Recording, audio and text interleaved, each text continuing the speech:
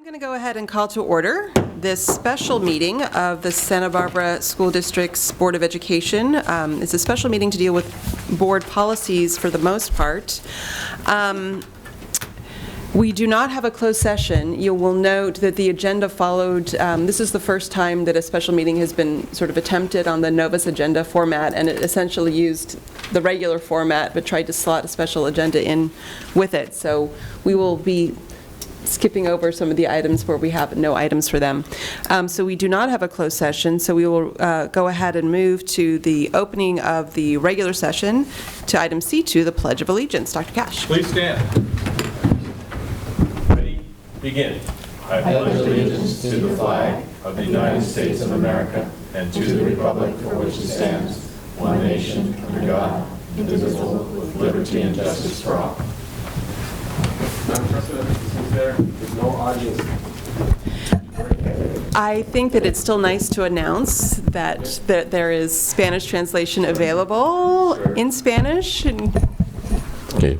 Buenas tardes, soy Rafael Santana. Para los miembros del público tenemos audífonos para traducción en español o para interpretación en español si gustan. Gracias. So at this time we don't have an audience, but we may have one later. We do also have headsets available for the hearing impaired. Item C5, board comments and correspondence. Anything anybody wants to share briefly?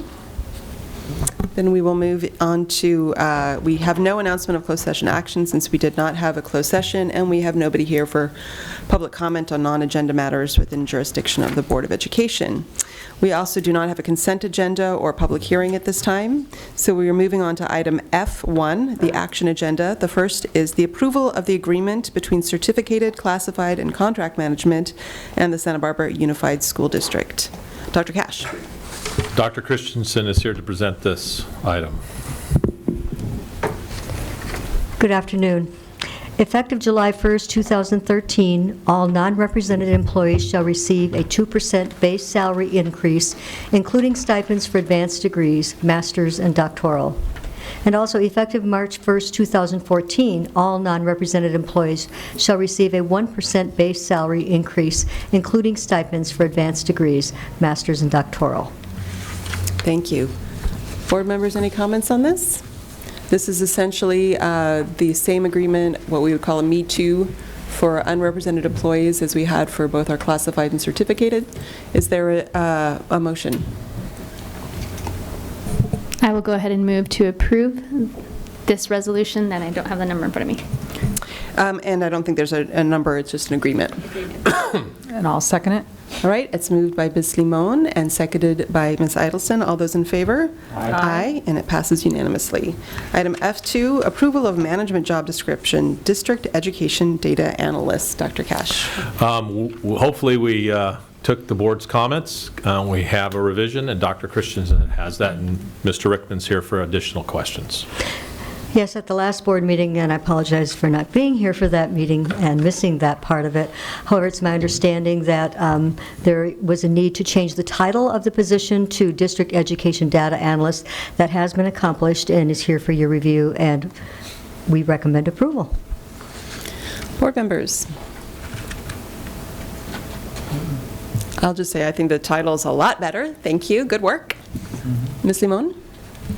I'll make a motion to approve the job description. Second. All right. All those in favor? Aye. That passes unanimously as well. Thank you.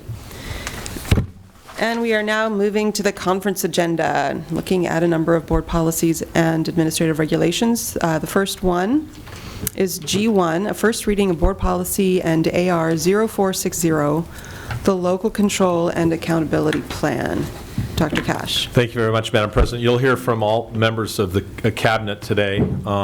First up is Dr. Ben Dradi, and Mr. Emilio Hendel is also here for any additional questions. Okay, the new board policy reflects the requirements of new law, AB 97 and SB 97, related to the development of a 3-year local control accountability plan by July 1st, 2014, and an update of the LCAP on or before July 1st of each subsequent year. Policy addresses the importance of comprehensive planning, optional local control priorities to add to the state priorities specified in law, requirements for consultation with specified groups on plan development, board adoption of the LCAP, submission of the approved LCAP to the county superintendent, the board's role in monitoring district progress, and circumstances under which the district may receive technical assistance or intervention to improve student outcomes. Great. All right, after having taken a look at this, do you guys have any comments or revisions you'd like to make? Dr. Paz?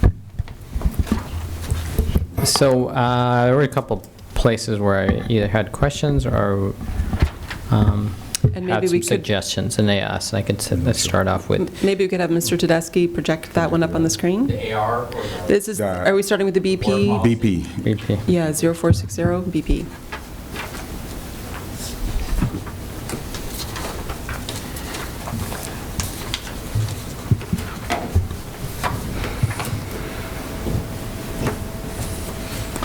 So if we go down to where it says adoption of the plan, it's actually below that. Keep Third going. page. That second paragraph says the board may adopt revisions to the LCAP at any time during the period in which the plan is in effect, provided the board follows the same process. I have a suggestion in terms of that, because the second, the paragraph below that, no, actually the one below that, the monitoring in progress. The superintendent or designee shall report to the board at least annually in accordance with the timeline and indicators established by him and her and the board regarding the district's progress toward attaining each goal. I would like to see if, and I'm assuming that all these are minimum requirements that we're meeting in terms of the spirit of the law and the law itself. So I would like to suggest that in that section right there, it says monitoring progress. The only way we can accomplish that piece up there, if we were ever to change that our LCAP, is that we have not on a yearly progress, that we have at least a half-year progress report, and that we put that in our board policy. Because I think waiting a year would never occur up there. And I think even waiting a year to report back on how we've done is a little too late. And so my suggestion is that look at it at the least a half year, if not quarterly progress, in terms of how we're doing in terms of all our goals, whether they're the state or our locally adopted goals. So you're saying in the monitoring progress section, change the word annually to semi-annually? Yes, at least. At least semi-annually? Mm-hmm. Okay. Everybody else okay with that? I'd like to, Mr. Herron? I'd like to hear from Dr. Cash whether... Yeah, the goal originally was that when we submit the plan for adoption, to also provide a timeline for the monitoring, since that's written into the law. So I don't have to submit a timeline if the board policy is going to state we're going to look at it every 6 months. Yeah, my rationale of thinking about that is if we wait the year.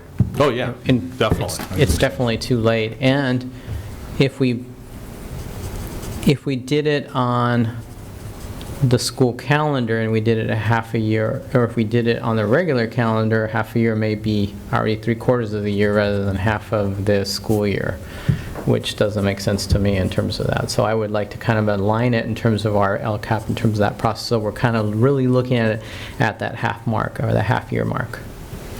Okay. Great. Any other comments or suggestions? Mr. Herron? Two questions, or one question, well, two questions. Is this verbiage basically from School Board Association? Yes. So it's... 100%. Okay. Except for the word semi. On page 2 of 4, under plan development, just a curious question. The second paragraph, the board shall consult with teachers, principals, administrators, other school personnel, employee bargaining units, parents, guardians, and students in developing the LCAP. How does the board consult with all those organizations and people? Through your staff. Okay, so it's not really, doesn't really mean the board will do it. That's correct. So we're not out interviewing teachers and principals or having them come before us, giving us, I mean, they're available in those different, but it seems like a strange sentence that puts a burden on the board by, if you just take that one sentence, to me, there's a big burden on the board. Yeah, I don't know how the board could do it. We're having a difficult time as staff getting as much input as we Well, can. that's my question. The statement just doesn't seem reality. And somebody could look at that and say, the board, you're not doing your job. You didn't come to see me or talk to me. That sentence is not required by Ed Code. It's the previous paragraph that is. I'm just looking at Ed Code 52060 on that one. The other option could be the board via staff shall consult with teachers, principals, administrators. I like the fact that it does target specific subgroups that we should be talking to, but I would agree that I don't think it's probably directly going to be the board doing it. Or some other form of language that directs the staff to do it, but it still looks at important groups that we should be talking to. Okay. What Ed Code says is a governing board of a school district shall consult with teachers, principals. It's using the language from Ed Code.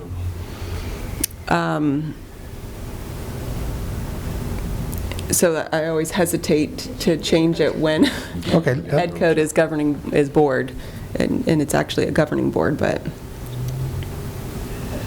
What is the definition of consult? and I think that through staff is fine. I mean, I think that's the intention of it, so. A teacher, principal, administrator might mean you're going to talk to me. But if that's the Ed Code, I mean, that's, Well, I can guarantee you, we've talked to teachers, Yeah. principals, administrators, students, parents. Well, and consult, I feel like consult can also be through the written process, and that's where we're going to be getting the information, is through written documentation versus verbal, but.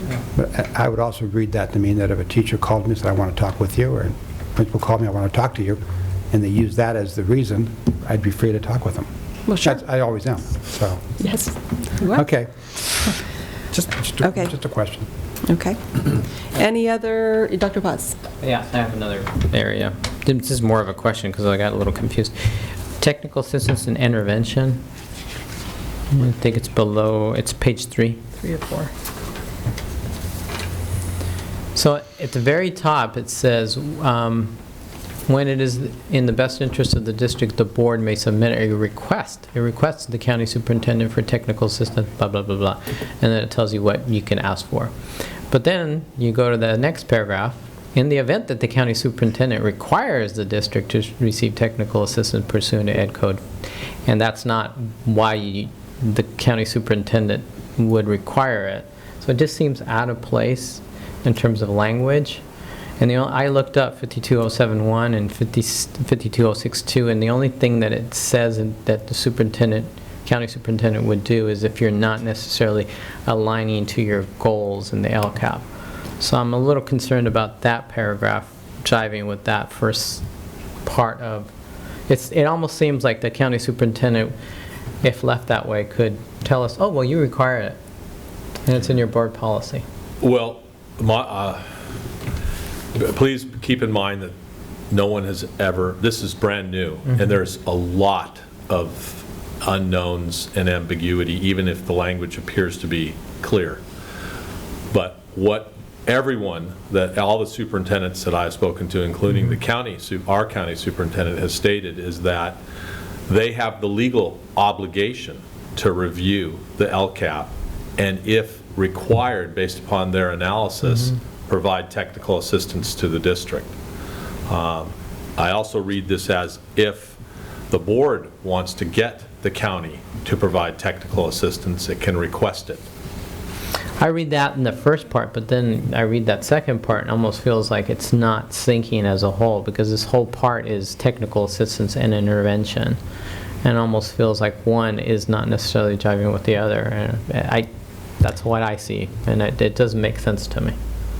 I think the key piece is the pursuant to Education Code 52071 at the end of that first clause there. And maybe it's clearer if it comes at the beginning of the sentence, where it's also pursuant to Education 52071, comma, in the event that the Yeah. county superintendent requires the district. I don't know if that helps. Maybe the best way to look at it, too, is the first part is the county superintendent can make suggestions that aren't necessarily needed to be incorporated. But if the county superintendent's office intervenes as a result of their analysis of the document and makes suggestions, the law states those are the revisions to LCAP. Yeah. Okay. Mr. Herron? I see the problem is maybe there's no relationship between the 1, 2, and 3 paragraph to the second paragraph is a standalone sentence, and it doesn't relate to what's above it. Yeah. It'd be better if there was a 1, 2, and a 3, A, B, C, because it's a separate statement totally. That's what I But was, when you read it, you sort of think it should be referring to the paragraph in front of it. Exactly. And it really doesn't. It's totally different. yes. And so there's no continuity in flow. Well, maybe would it be best to have the heading for this one be technical assistance and the heading for after the 3, before the next paragraph, be intervention? I think so. That would separate it, yes. Okay. Got that? All right, anything else on 0460, the BP or the administrative regulation? All right, you have our revisions, so we'll move on to the next item, which is G2. This is the board policy, first reading of 2210, the administrative discretion regarding board policy. Dr. Cash? Ms. Meg Jate. It's going to give her an honorary doctorate. Thanks. Okay, policy dated, updated to delete section on Tier 3 categorical flexibility since new law. This is 2210. Yeah, this is mine. See, he got overexcited. It did But- belong to the doctor. The Tier 3 categoricals is in this also. Is an administrative discretion?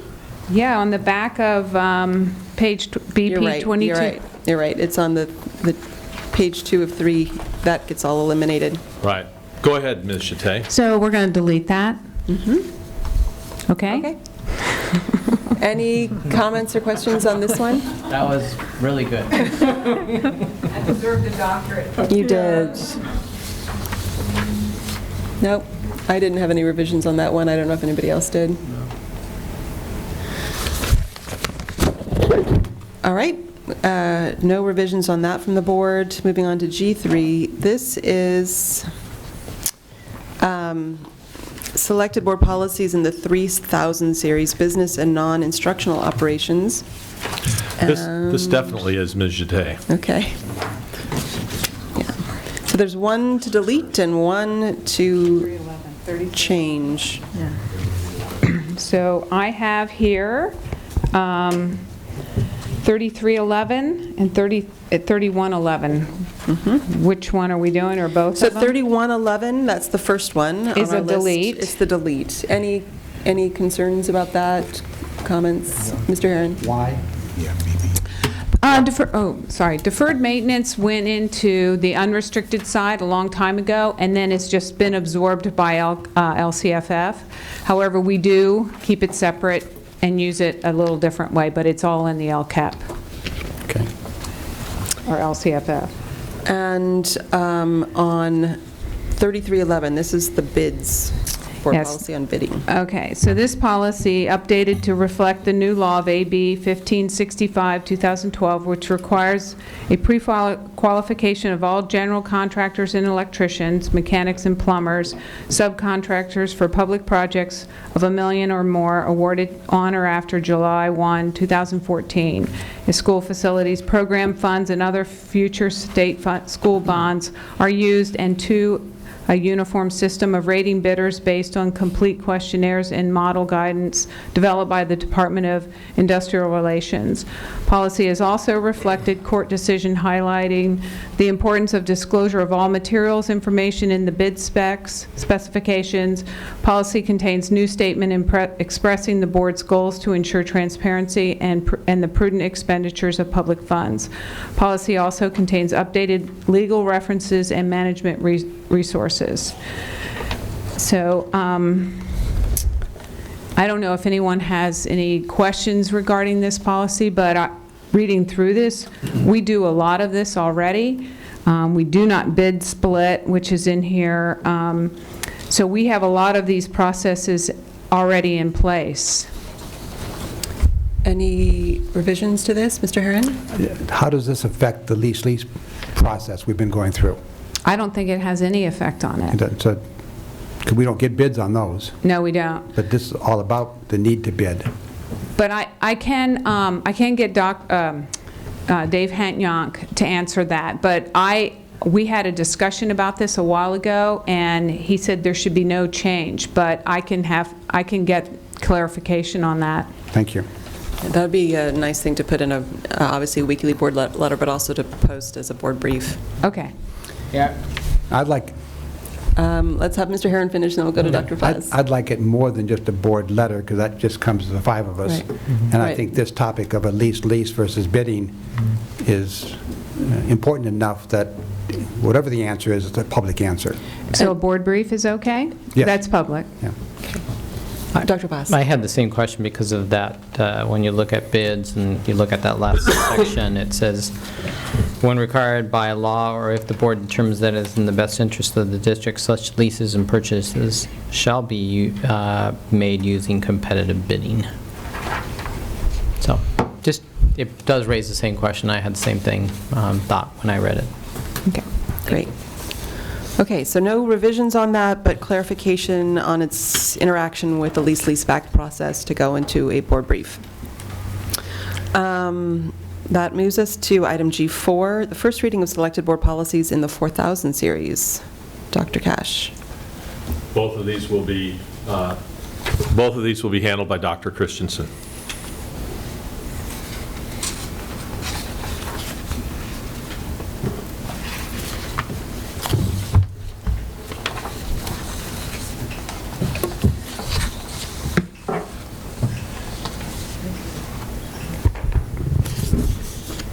The first board policy that we are recommending revision to is the drug and alcohol-free workplace policy. This is a mandated board policy that has been revised to clarify the applicability of the optional paragraph prohibiting an employee from being under the influence of alcohol or a controlled substance while on duty. And the policy goes on further to define on duty to include instructional and non-instructional time in the classroom or workplace in extracurricular or co-curricular activities or in transporting and supervising students. I would like to add that we have also shown this board policy to our attorneys, Griffin and Thornburg, for their review, and they submitted a few modifications. We have also spoken to both of the unions about both of these policies that we'll be presenting today and had a conversation with them. So neither of these two changes to these policies will come as a surprise to them, and then it will be our obligation to let our staff know about these changes as well. Great. All right, well, just on BP 4020, any comments or revisions, Dr. Paz? Just a question.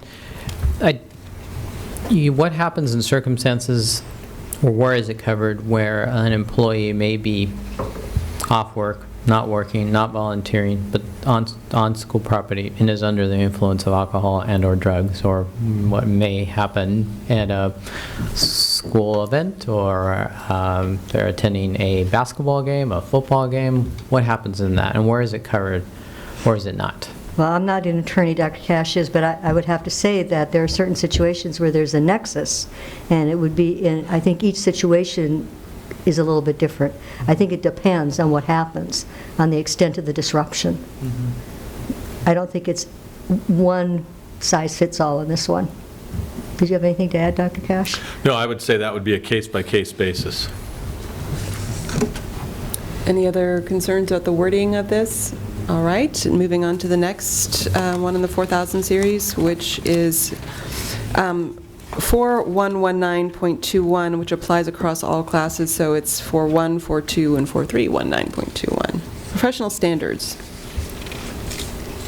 Yes, as I reviewed this policy, really there was a lot of clarifying language. There were not a lot of substantive things in there. I would say that when it came to professional or an appropriate appearance, that generated some conversation with particularly one of our union representatives. So we'll see where that goes. But we think it's appropriate to refer to that Ms. in our policy. Ms. Limon? So I actually have a few questions about this one. The first is on page 2, Yes? on number 4, where it says engaging in inappropriate solicitation and fraternization with student soliciting. Is there a way to add electronic, where it says an inappropriate written, verbal, or physical? Could we also add electronic How about digital? or digital? That would work too. I think we could do that. I think we also are pending some social media guidelines that will also further elaborate on that, but I don't see why we couldn't add electronic, and did you Or say digital? Digital. Or digital. Yeah, I- kind of multimedia. I was just thinking of all the other ways to communicate that isn't under written, verbal, or physical. Facebook, texting. Or video, Tweets. yeah. I don't know. I mean, and I don't know if someone could argue that they could be, but I don't know, and I know that there's still not a whole lot of case law about it, but it's being generated as we speak, so that's something I thought of. So you'd add written, comma, verbal, comma, digital, or Or physical physical. relationship with the student. Okay. So electronic/digital will answer the mail? Or digital's fine. Digital, I mean, I okay. think either works for me, and, Okay? yeah. Under number 8, I have a question. So does that include staff parties, end-of-the-year parties, holiday parties that are off campus? Or off any campus or off a district site, not a school property? It seems to me that school-sponsored activity is the key. So if it's a staff-sponsored activity, that is not included? I believe that is correct. Okay. That is not included. It would not be So included. kind of the distinction would be the school's social committee, The school social committee? Staff social committee. yeah, staff social committee, sorry, has a end-of-the-year party versus the principal holds a party at his or her house. Is that a school-sponsored activity? I think that's difficult because, I mean, certainly I know that if, superintendents in the past have had holiday parties where Yeah. there will be alcohol served. And so I think that we need to be clear when it's not what is a school-sponsored activity? Yeah, and it's not super clear to me. I think It's a it's very gray. good question. And so, and I'm not advocating for one or the other. If I were an employee and I read that, I would not be clear if that includes holiday parties, end-of-the-year parties with staff members off campus, whether at a home, at a restaurant, on a bus, I don't know, whatever. And because it's not clear to me, I'm just looking for guidance, and perhaps, Yeah, maybe there's better language. Dr. Paz? I was going to say that if you had a school-sponsored event, if I was an employee of the school district, wouldn't have a problem if I was a social committee to invite other fellow employees through the school or the district's email. On the other hand, if I had my own event, I would never go ahead and do that. I would probably give them a personal invitation. And I see that as a little bit of the distinction that perhaps could, just as an example. Part of a way to deal with this would be to educate our staff to include any disclaimer in relationship to these events as the following: this is not a school-sponsored event. Yeah. I think that would be great, actually, to put that piece on something going out. And I'm looking at this going, okay, is there an ed code reference? And I don't see one that, there may be one that this is being lifted from. I don't see it right here. I see references to other policies more so. But anyway, I think it would be good before this comes back to us for a vote, if we could just, if there's some clarifying language out there that we could use instead of just simply school-sponsored activity, to make clear that it's something essentially, after work, but with your colleagues, as opposed to something that's involving students or student-related. right. I think that just needs a little bit of clarification. And even if that means that we have to come up with a definition for school-sponsored activity. Yeah, I mean, we could do an IE yeah. or something like that, yeah. And I think it's not necessarily to limit one or the other from happening, but it's more to have clarity. Clarity is good.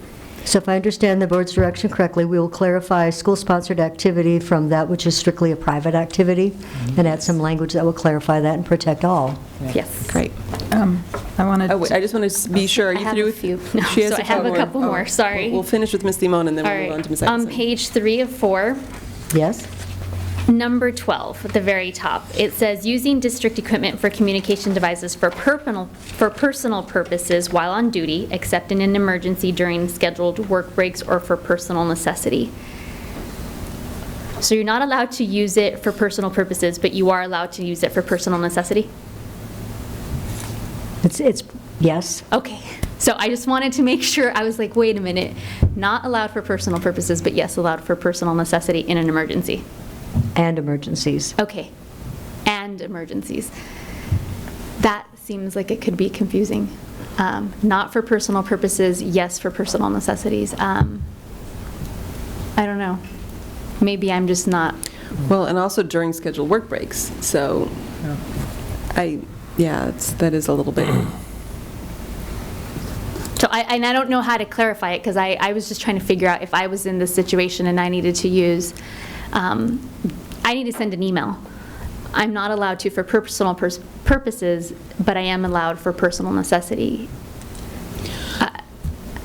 Maybe I could ask Yes. a clarifying question here. For example, what if you were a teacher, and as a sidelight, you moonlighted as a real estate agent, and you were taking calls from prospective clients during class? I would be concerned that they could look at this and say, for personal necessity, I needed to use this device, or I needed to send an email related, it was personal necessity. So how do you make that distinction? Ed, do we have any teachers still working for you? I think you need to read the first part of the sentence. It says you can't use it while on duty. And then it says the exception is, okay, even if you're on duty in an emergency, you can do it, or if you're on scheduled work breaks, you can do it, or for personal necessity, you can do it. So what's the When definition you're of- not on duty. It talks about, you can't do it on duty. But then it says, except an emergency during scheduled work breaks or for personal Okay, the necessity. emergency is one thing you can do it on, scheduled work breaks is another thing, personal necessity is another thing, all when you're not on duty. I don't get that at all. I thought get the that exception the made it except- while. If you could look back to number 11, that might help. Okay. And that might be for commercial purposes. So for that particular example, Yeah. but I could still see, I need to send an email because I need to cancel my doctor's appointment. Can I do that while I'm in the teaching, or do I have to wait until I'm on my break? Well, my common sense would tell me that you would do it not during your instructional time. You'd think. But perhaps as I look at this, maybe just eliminating that first sentence and just having that whole second paragraph might be. Well, and I think using district equipment for communication devices for personal purposes while on duty, except in an emergency. You can't do it on personal duty, period, Except. except in an emergency. Except in an emergency, except on scheduled work breaks, and except for personal necessity. Right. And except during scheduled work breaks. So, I mean, except to me applies to all three of those things. Yeah, and when you go, while you're on duty,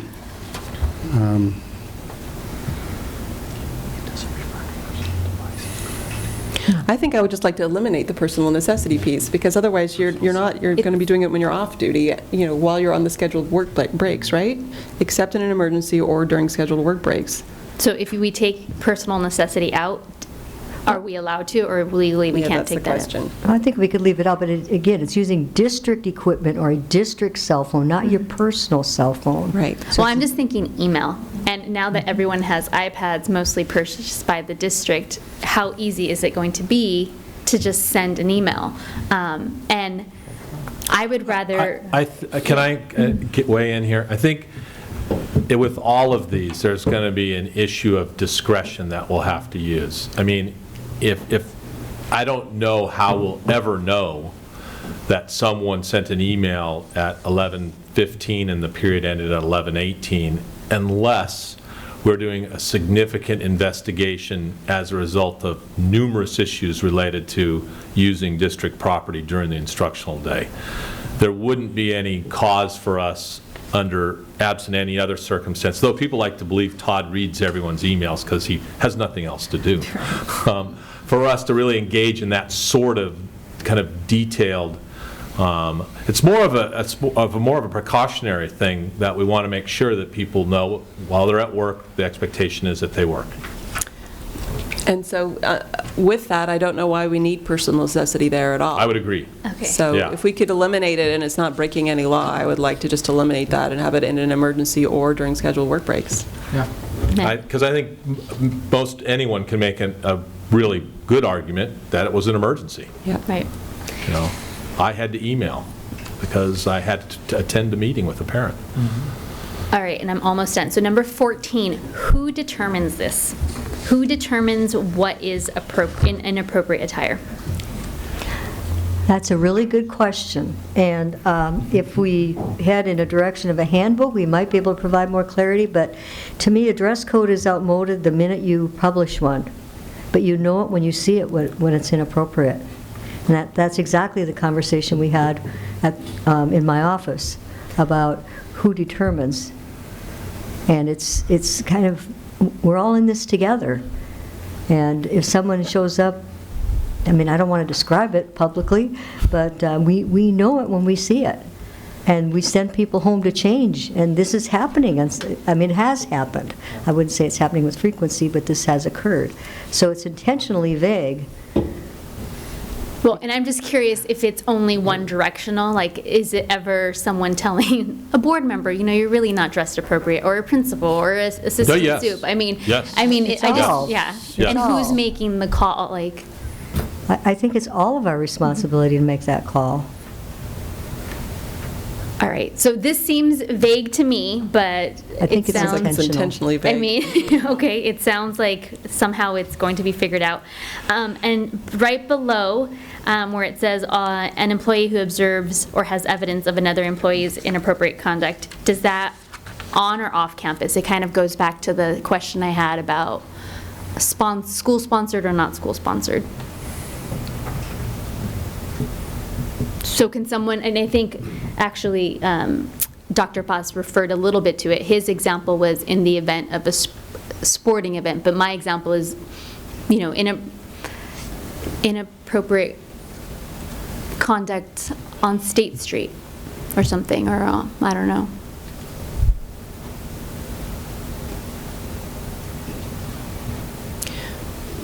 Is the key here that it's in violation of law or board policy?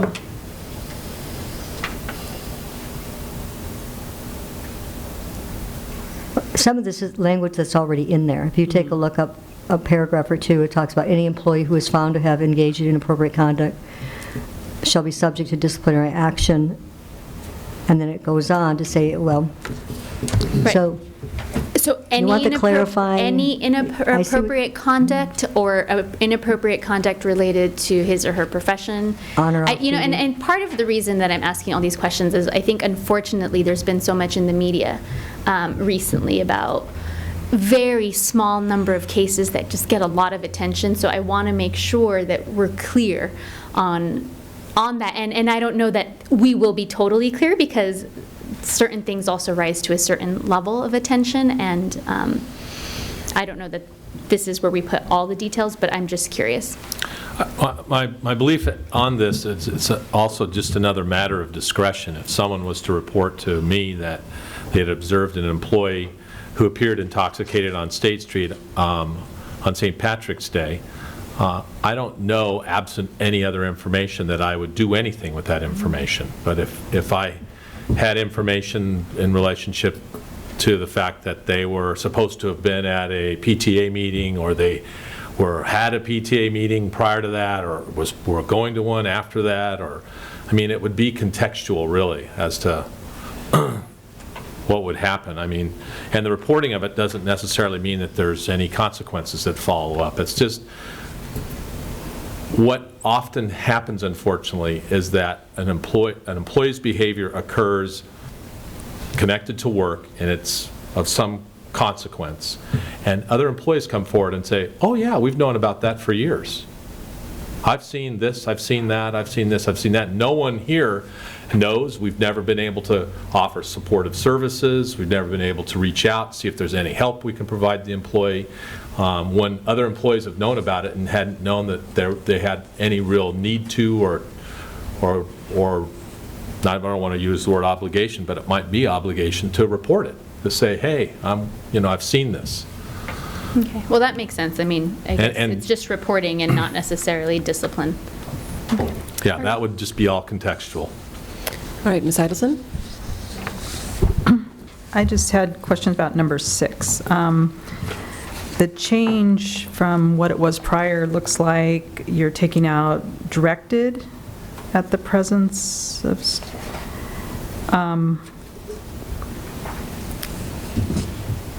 this one to me, I guess, would fall under, if it's happening, what steps are taken to correct it and make language appropriate. And I just wanted to understand it a little better. So you're asking me what will we do if this happened? Well, I believe it's happening all over. So do you work with staff to say? Yes. Okay, all right. Yeah, I think one of the greatest statements I ever heard was from a former football coach who allowed no profanity ever during practice, anywhere. None of his coaches used it. There was, I remember my son played for him, and I remember going to a practice and not hearing any profanity and being profoundly impacted by that. And I said, Mike, how did you make this happen? And he said, I've been doing it for 21 years. He said, Dave, when you go to work, do you use these words when you're communicating with your colleagues and talking to people? It's not appropriate there. It's not appropriate here. So I said, well, what are the consequences if a coach uses profanity? And he said, they go home. What happens to a player if they use profanity? Well, they get a warning. If they use it again, they don't play. And I asked him, how long did it take to kind of establish this? And he said, a while. Okay, good. Mr. Herron? I just heard this morning that number 6, profane, abusive language, is commonplace on sports teams. So I don't know if that's true or not, but if it is, I think it needs to be looked at. Eliminated. Yeah, well, I agree. but acknowledging that it's taking place is step number 1. How do you, if in fact it really is, I don't know, but I was just told this morning. I think an awareness of number 6 district-wide is key. Okay, and it's worded fine. The only change I'm seeing is where it's talking about the change is you're taking out directed at and just keeping obscene language or gestures. It did say directed at or in the presence of students and or parents, guardians, and changing it to using profane, obscene or abusive language or gestures against or in the presence of students, parents / guardians, staff, or community members. So you added more to that. That's a CSBA recommended change. Okay, all right. We actually had an employee say, when confronted by an administrator, that's inappropriate language, that's not acceptable, ask the question, where does it say I can't use those words? Okay. So do we need to write in all the words? No, but Yeah. having this to be able to point to and Yes. say, Okay, very good. here's where it says. Okay, good. Thank you. I actually have a number 15 that I would like to add. So my number 15 is engaging in activity that interferes with the security or administration protocols of mandatory tests administered by or through the California Department of Education and/or the district. The loss of testing materials, cheating, or any other breach of test security procedures and laws shall be reported immediately to the site testing coordinator, site principal, and district superintendent. If you're all right with that, that's modeled after a Florida example. when I realized that there aren't any California examples of something like this, but obviously it's a concern. I must admit, I wasn't fast enough to write that all down. And I've got it, and I will send it to you. It'd Thank probably you. be more accurate that way. All right, anything else on this particular, Dr. Paz? I think on, excuse me, I think on the beginning of that, it's just a question. I think there was a reference to students in 2 and reference to child in 3. And is it because of child abuse that we're doing child in 3 and student in the other pieces? I'm sorry, I missed your question. So in number 2, Yes? it makes reference to students. In number 3, it makes reference to child. And I was asking if number 3's reference to child is because of child abuse.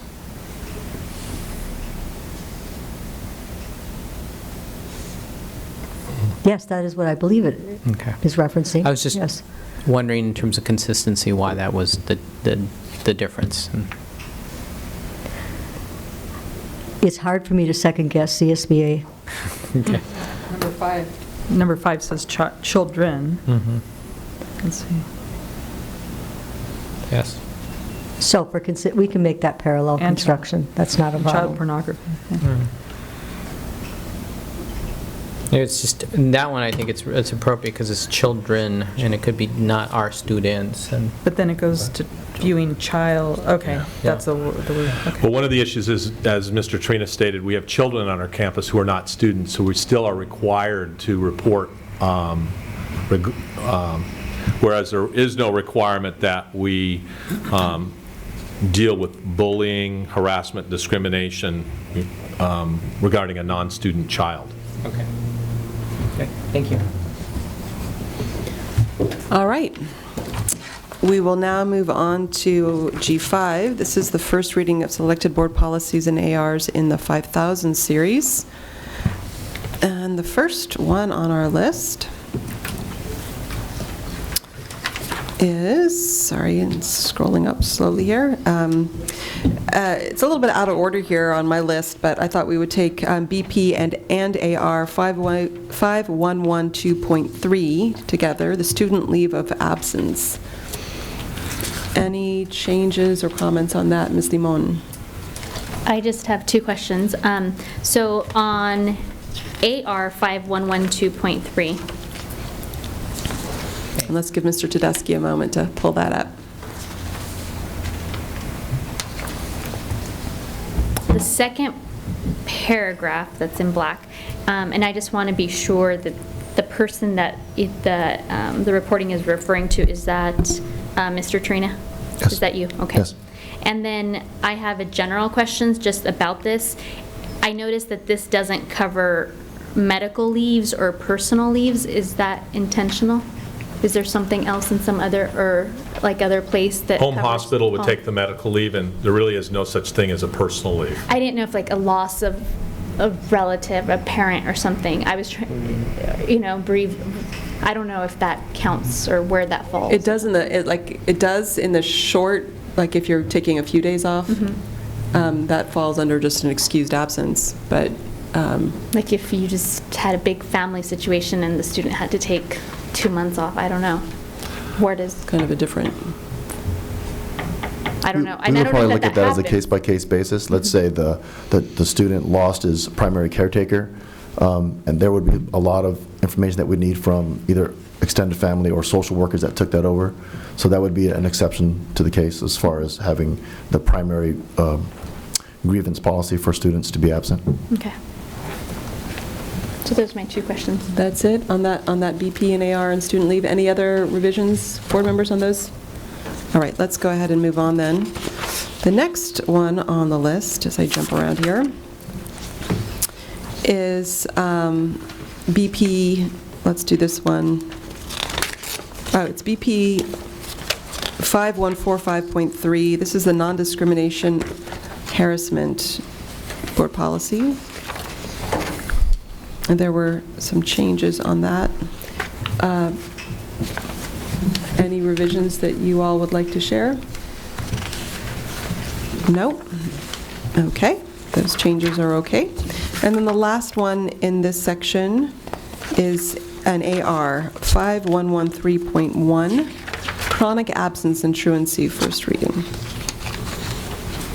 Ms. Limon. Page 3 of 5, letter D. I'm sorry, letter D? D, yes. It says a student and as, I should probably read from up there, it's bigger than here. As appropriate, his or her parent guardian may be requested to attend, should it say may be asked to attend a meeting with a school counselor? Okay. I like asked better, yeah. Asked. Sounds better. That was my only little thing. Any other comments on this one? All right, let's move on to the next item then. This is G6, first reading of selected policies in the 6,000 series. And the first up is 6146.1, board policy on high school graduation requirements. And I know Ms. Limon and Ms. Idelson have been working on this. Anything you'd like to say about this, Dr. Cash, before we? No, we think the changes reflect the thinking of the Graduation Requirements Committee. We know that this is, one of the interesting things about this is that this is one of those documents or board policies that will be changing constantly. Yeah. And, with particularly with the UCOP, the University of California Office of the President also now beginning to recognize that there needs to be some changes in the A through G requirements. So it's anticipated that you will see this regularly. And anything else, Dr. Dradi, that you wanted to add, or? Aside from just the Graduation Requirement Committee, obviously there's some new changes because of the law, AB 216. So, just opening for questions now. Okay. Board members, Dr. Paz. I just wanted to know if when you get to other requirements, the second one, it says beginning with the 2013-14 ninth grade class. Do we need that anymore? Because we're already in the ninth grade class, so moving forward, it's no longer needed. So just eliminate that first clause and start with completion of a 10-year college and career readiness plan? Mm-hmm. Yep. Since we have that up here, I had a question on that. Currently, that's done with freshmen as part of a semester class, right? That all of the high schools are doing for freshmen. Am I accurate on that? Yes. But once you've moved past ninth grade, it's just a requirement to do the plan with. I assume that happens with your counselor? No. It would be great if it did, but it's reviewed in 10th grade English class, 11th grade English class, and 12th grade English class. All right, so if you come in new as a 10th grader, you're just going to do it for the first time in your English class? Yes. Yes. Okay. And there's still some areas we got to clean up in that area, but the intent is to go through the English classes. Okay. Well, we need to note, I mean, we've seen this coming for quite a while, obviously, but just the change in for the graduating class of 26 and after, and this is the credits coming in English, mathematics, science, social studies. If you scroll down in the summary section, so it gives a little bit more flexibility, I would say, than it has in the past. Any changes to the wording or any comments that board members would like to share? Ms. Idelson? Very happy with it. You're happy with it? Good. Worked a lot. Yeah. Well, thank you to that committee for spending so much time on that. All right. Then the other two documents we have on here are the board policy and administrative regulation 6176. This is weekend Saturday classes. So any revisions or comments on either the board policy or the AR? And it looks like we don't have any on that. So I think you have heard us on the few that we had some changes on. And we will see these on consent at the next meeting? Yes. At the next regular meeting. Mr. Herron. 614291. And I don't have that as an attachment on mine, 614290. I think what happened is that was one of the ones that was emailed to us, but it wasn't actually on the Novus agenda. It was It's the not. reading language arts one. Yeah, we're still working on Yeah. that. Okay. All right. With that, we're going to move on to H. We have no consent agenda items. I, coming events.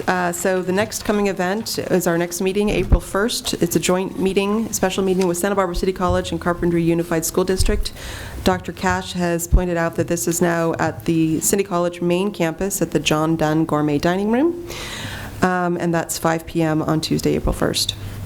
After that, we have a joint meeting. We have a regular meeting on April 8th, and then a joint meeting with the City of Santa Barbara on April 10th at 1:30 p.m. at their Community Development and Public Works Building at 630 Garden Street. And we have future agenda items, Jay?